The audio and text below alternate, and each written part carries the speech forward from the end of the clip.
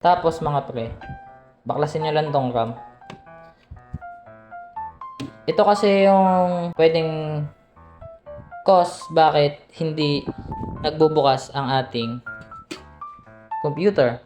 Bakit wala siyang display itong RAM.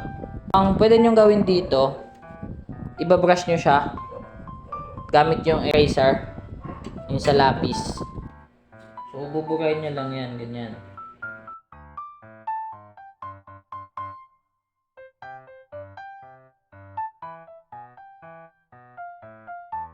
Kapag naburan nyo na siya, babalik nyo na siya dito. Kailangan titignan nyo din yung RAM slot nyo. Meron kasi itong ngipin. Itong ngipin na to. Kailangan isasakto mo siya doon sa RAM slot. So, yun din yung problema ng iba. Di nila tinitignan yung RAM slot nila. Di nila tinitignan yung ngipin. Kaya, ang tendency, nasisira yung RAM nila. Ayan. Kailangan tutunog siya. Ayan. So, pag tumunog na siya, ibig sabihin, nakalock yun. Tama yung pagkakalagay mo ng RAM.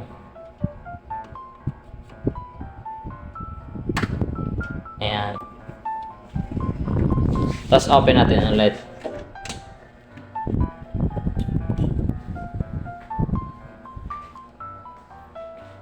Isa pang technique, halimbawa, ayan, kung mapapansin nyo, meron na siyang display. Pero dito siya pupunta sa mismong Windows dahil wala tayong nilagay na hard drive.